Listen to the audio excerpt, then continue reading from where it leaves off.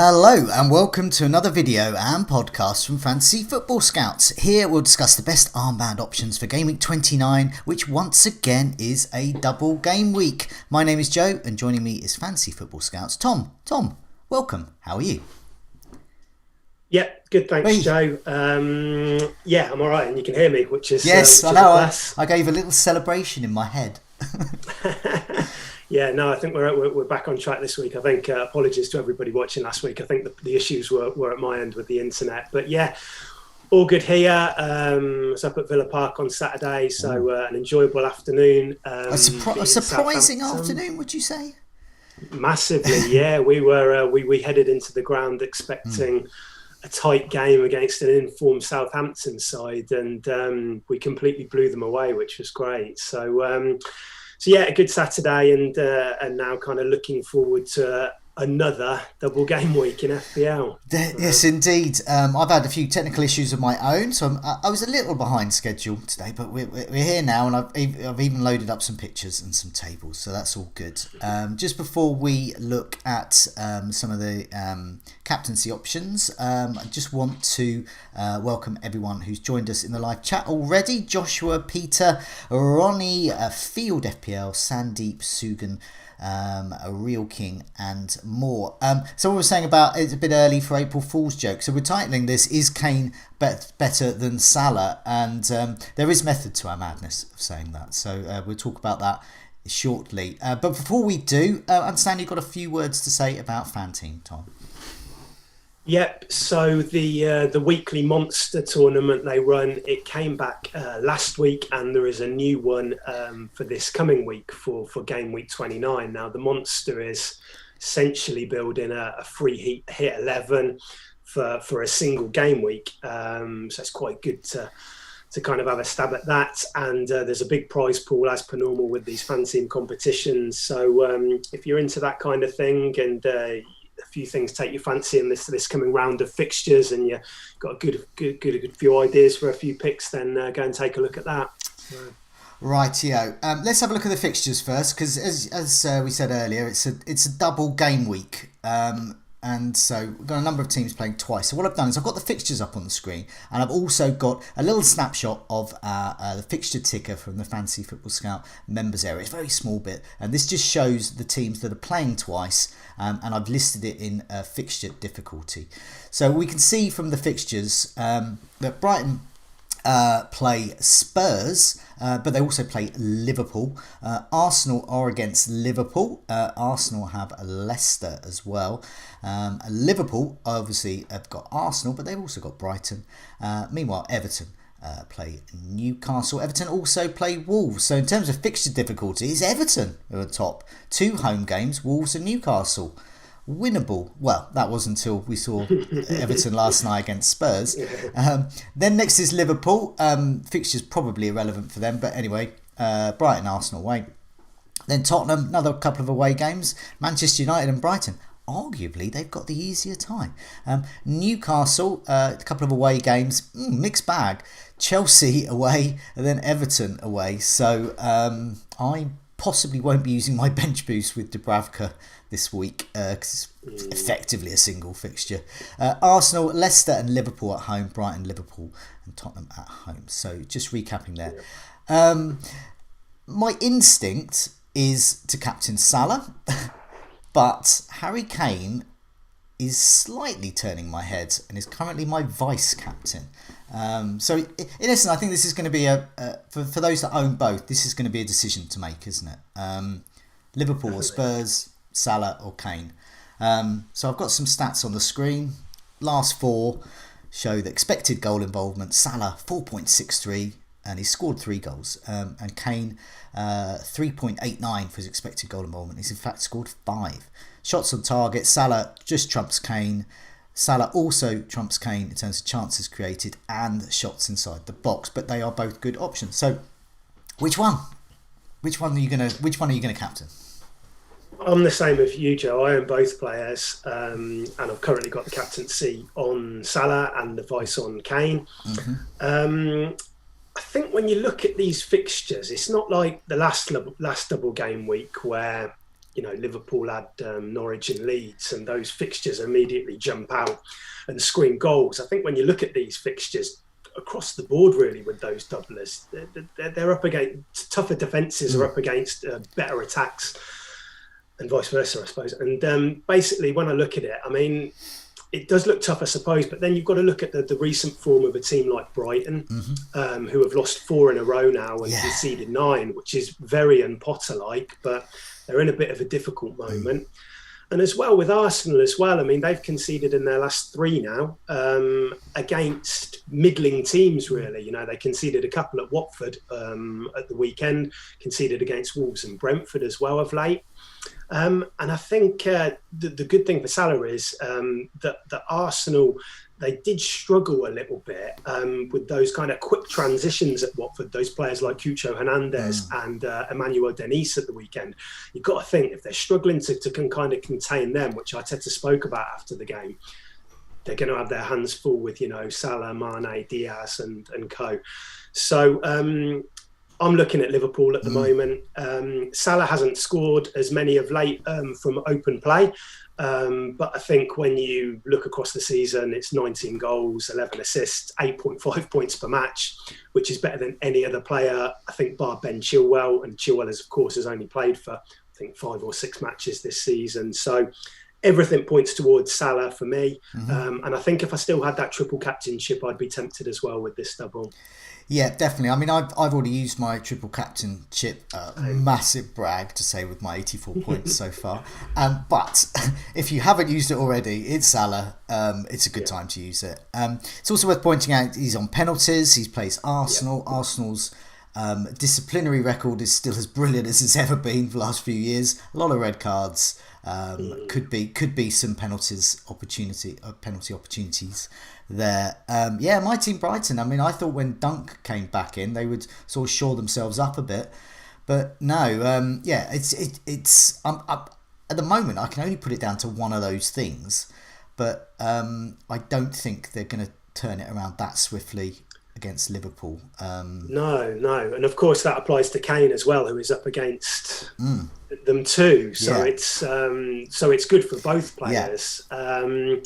But again, I don't know about you, Joe, but I look at Spurs' fixtures, and of course you've got the United game, and United are coming back off a heavy loss against City at the weekend, but generally they've been doing okay defensively under Ranjanic. Then there's Brighton, of course, which we've touched on. Kane looked fantastic last night, looked incredible against Leeds as well. They're coming off the back of 2 huge wins, the 5-0 and the 4-0. Yeah. But I think you've got to factor in the opposition that they've played as well. I mean, I'm getting carried away when I see players like this, but they have played Everton and Leeds. And I think this will be trickier for Spurs. I think these 2 away matches, I still think Kane can do really well, but I don't think I'll be expecting the same amount of returns as we've seen over the past couple of weeks in these matches. And of course, we need to, Spurs have been a bit inconsistent of late as well.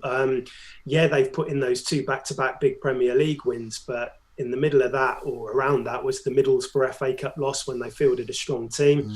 They had lost prior to that 3 matches in a row, I think, against, was it Burnley, Wolves and Southampton as well. And so they seem to have turned a corner a little bit. But I suppose with Liverpool, you get that consistency and the confidence which comes from that in captaining a player like Salah, which we're maybe not quite at the same level with Kane and Spurs at the moment. Yeah, I mean, I did just when I watched Spurs, perhaps it's to do with the intensity of the wing backs and the full backs and that system there. But they seem to be really good one day, and as you said, inconsistent. They could lose. They could easily lose against Brighton and Manchester United. They could easily thump both of them 5-0. Conte was talking about this inconsistency last week, and he said that it was one of the reasons behind it was the amount of time they have to prepare for fixtures. He says when they've got a clear midweek, they can really focus on their tactics on the training pitch on the run up to that game. it obviously suits them much better. He said they've been struggling with that short turnaround where they're playing games every 3 days. Now they're out of Europe, which is going to help. Played last night, play at the weekend now. So a bit of a decent run. So you'd expect them to be prepared for Saturday. I think it's the Saturday evening match, I think, isn't it, against Man United? But yeah, maybe that's a reason why. But there's no doubt the new signings are helping them. You know, Kulusevski looked great last night. Bentancur looks like a real improvement. So let's hope they are kind of moving in the right direction. Yeah, definitely. Because it's clearly, I mean, because it's no surprise that they have the fixtures. They've got certain fixtures so close together. And loads of teams have got midweek and then weekend games. And they seem to be bit better prepared for that, but I guess it's a hangover really of 2 or 3 years worth of poor investment by Spurs, and as you said, it looks now they've got some really good players, really good. They've got a better squad than they had before. So I think the conclusion for me: Salah still captain, Kane vice captain, but I think they're. I mean, I'm really pleased I own both. But what about some other players as well? So, I mean, what I've got here is expected goal involvement, last 4 matches of all players that have a double. So I've gone down the list and I've just factored out anyone who's just got a single match. So I'm looking at Liverpool, Tottenham, Arsenal, and Newcastle. There's one Newcastle player in this list. So top is Salah, as we just shown in the last slide. Kane is second, so Salah with expected goal involvement of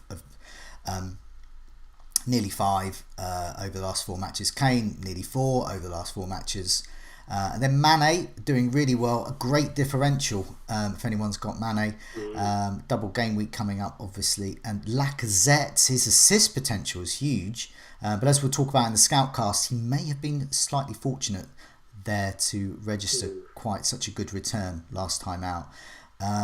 Son is just behind Lacazette, both of them just over 2 expected goal involvement of just over 2 goals, but Son has scored a couple of times. Then Diaz, who's been a bit of a surprise, another interesting differential captain. Not sure they compete with Salah and Kane, but you know, put them in the mix. Then Reguilon. And Fraser's the only other player out of Brighton, Everton, Newcastle, all the sort of also-rans that can get on my list at all, and the expected goal involvement of 2. So I know he's got a sort of a niggling injury, but we'll find out in the second game of this current game week 28, whether he'll be fit for 29 for the next double game week for Newcastle. But yeah, looking at this list here, I mean, he really hammers home Salah and Kane, but some interesting differential options if you want to go that way. Yeah, I mean, Son appears on that list. We didn't mention him at all when we were talking about Kane, and I suppose the same goes for Alexander-Arnold. We didn't really mention him when we were talking about Salah as well, who isn't on that list, I know, but another kind of differential option. But I think out of the ones listed on there, you probably look to Arsenal behind Liverpool and Spurs. Again, the fixtures certainly aren't straightforward. I think from an attacking sense, that Leicester game is the one which looks more appealing. Obviously, Liverpool are going to be tough. I don't think you would look at Arsenal's defenders. I think I'd expect both Leicester and Liverpool to score. But in terms of the attacking players, you've got Saka there, who isn't on there, but is probably the one I'd look at. But then there's Lacazette as well. I mean, you mentioned there that he's relying on his creativity, really. I think Lacazette scored 3 times this season in 20 appearances. He hasn't actually scored a goal from open play since December. But he's obviously got a very specific role in that Arsenal team where he creates for that kind of trio behind him of Saka and Martinelli, and then Odegaard as well, a bit deeper as well. He's got 5 assists in his last 4. I probably wouldn't look to, I can't put him above, Salah and Kane, but out of that list, if you were to rule those 2 out, then that's probably where I'd be looking. And Saka, of course, I think I was looking at some stats earlier, and Leicester still are giving up quite a bit down their left-hand side. So that's kind of where Saka will be attacking. So, yeah, he would probably be where I would look at Arsenal, but... No reason really to go that far, I think, given the options that we've got. And people will probably wonder why Saka's not on this list here, and that's because I've sorted it by expected goal involvement. And while Saka got huge returns, once again, as we'll discuss on the Scoutcast tonight, when we're talking about over and under achievers, he can. I mean, he's obviously very skillful, but he can count himself lucky that he did manage to score so well from a limited expected opportunity. Put it that way. Yeah. I think you'll probably talk about it later, but that does tie in with Lacazette and his assists. I mean, I think his expected assists kind of data over a period. I think he's got something like 7 assists from around about 2 XA or something like that, which I'm sure you'll delve more into later. But it's really interesting. But I still think he's a good option, and I think he's naturally going to get assists playing that role in that system with those players around him. Well, let's have a look at the defences, so-called whipping boys. So to see if any defences. So the defences that we're looking out for, really, if we're going to be captaining Salah, we're looking at Brighton and we're going to look at Brighton and Arsenal's defences. And now Brighton's defence there, we can see they've conceded 9, but they've been about unlucky, we'd say, because their expected goals conceded is just over 5. So whilst they are quite porous at the back, they're not that porous. Arsenal actually doing well. They conceded 4, but their expected goals conceded is just over 3. So they're fairly resilient. They're actually the 3rd best defence over the last 4 matches. And then when we look at Spurs, obviously we mentioned Brighton. Spurs are playing Brighton, but then we want to find Manchester United. So I'm looking down the list, and so they're actually one of the worst there in terms of expected goals conceded. So getting on 5.5, getting on for 6 expected goals conceded. They've in fact conceded 6 goals there. So I mean, they could be there for the taking. Manchester United on paper, Kane could go, and as you said, if they've had a bit more time to prepare, Spurs they could. So that's a sort of another notch for Kane.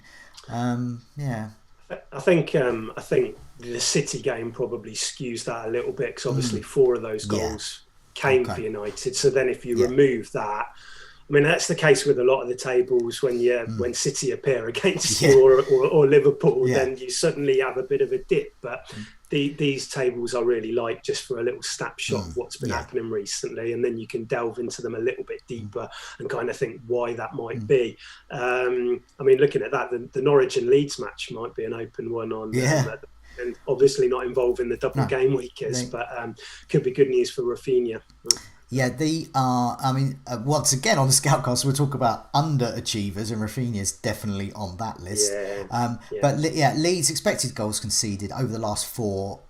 They've conceded 15. They expected to concede about 9, but they've got a new manager and they've got slightly new mentality. Better. So we could see there. Norwich still the worst, still the whipping boys. They're expected to concede 12, and in fact have conceded 12. Interestingly, for those who are currently with Wolves' defensive assets on Gameweek 28 and are thinking of fielding them next week, well, they are the 3rd worst defence last 4. So they've moved from from being one of the best defences to being one of the worst. And I think that's something we might have to get our heads around a bit more with Wolves' defensive assets. Yeah, it didn't look right at the weekend, did it, against Palace? Just some of the body language of the players, and then Bruno Lage came out after and was speaking about Hoover, the right back, and his mentality. And just from suddenly being one of those teams only a couple of game weeks ago where people were doubling up on that back line, we're suddenly looking at it now thinking, not sure about this, but they do have a game week 30 fixture. So for people not free hitting that week, they'll probably ride it out. But one to keep an eye on. Definitely. Yeah, definitely. Hoover failed to clean up. Kilman could be no more for this back line.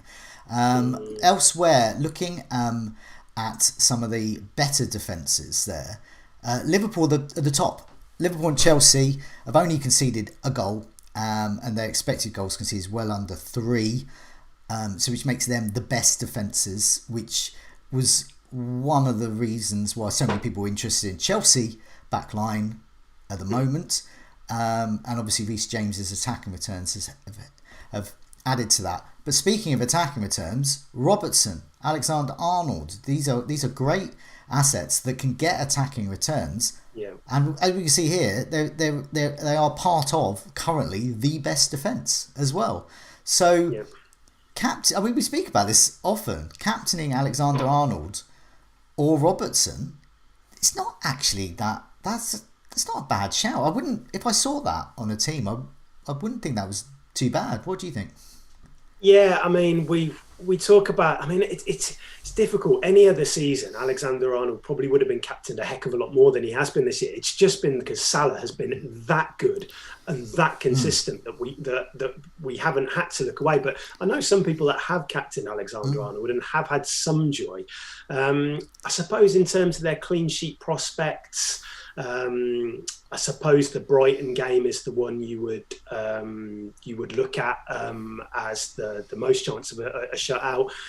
But then I watched the game at the weekend, and West Ham did have chances against Liverpool, didn't they? They did have them on the ropes a couple of times, and I know those expected numbers are really promising there. Both matches are away as well. And sometimes when I'm doing Captain Sensible and researching it, a little bit of data kind of springs up where you're looking at an opposition side and you're seeing, maybe they concede a certain amount of crosses from that side or a certain amount of chances, but haven't really seen anything yet, which has kind of made me think, maybe Alexander Arnold or Robertson are going to kind of rival Salah this week. But if there's people chasing out there, and this might become more of a factor in the run-in when people are looking to take a few more risks, then Alexander Arnold is obviously one of the better alternatives to Salah to go in with. I think whilst I think logically it would pay to captain one of those two, it fresh in the minds will be that 84-point haul from Salah from a couple of weeks ago. Yeah, and what did Trent get? It was 6, wasn't it, that week? And that will be fresh in people's minds. Yeah. And as much as you know that type of thing probably won't happen again, Alexander Arnold will probably get a good score. It's difficult to get that out of your mind on a Friday or a Saturday morning just before deadline. And I would be very surprised if you were going for Liverpool asset, it wasn't Salah. I'd be very surprised. Great. Those with a triple captaincy chip might be quite keen to use that if they haven't already. Do you think there is any better triple captaincy opportunities coming? For example, if Liverpool get another double game week, or Kane gets a better double game week? I think there will be other opportunities because of the way that the postponed fixtures have worked out this year. We're seeing lots of double game weeks, and there will be more. I think there's talk of a big one in game week 36, and there'll be some other ones before that, obviously. This feels like a good week for Salah. I mean, when you're talking about game week 36 as a possible triple captaincy idea, and I think Cancelo's been touted in a couple of places, it's very difficult to know where those teams are going to be at that stage in the season. You know, the title race could essentially be wrapped up by then. It's close at the moment, but game week 36 is quite a long way off. So we don't know if the team, City, we saw last year when they wrapped up the title, they started to rotate a little bit more. Players like Diaz and Gundogan weren't starting as often. And that in turn brings in differential picks and things like that. But I don't know, now feels like a good moment for Salah.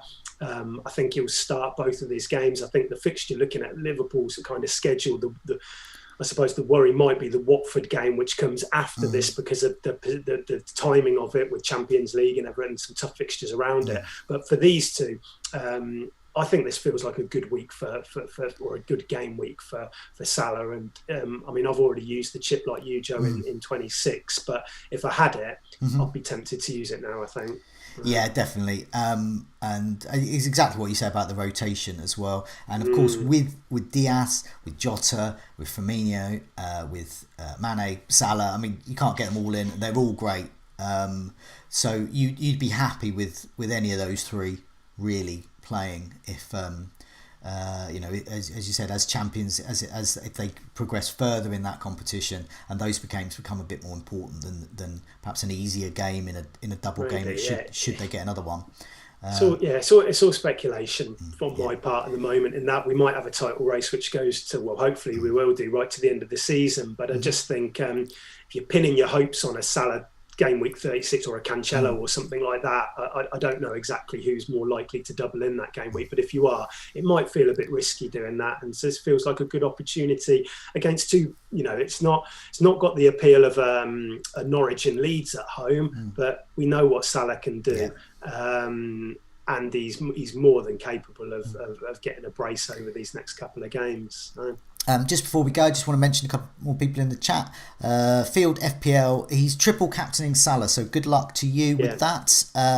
Sugan says, too dangerous to go against Salah, so we can see where they're going there. But Ruler 2 has said, I'll just captain Kane. I know they will get at least one penalty there and Kane doesn't miss. So we can see there is still a bit of a divide between Kane and Salah, who I think are the two top captaincy picks. So I think I don't think we're going too much out on a limb by saying that they're the two top picks for consideration. But there are others there, as we've shown. So hopefully we've given you some good candidates to consider. It'll be Salah for me and Salah for you.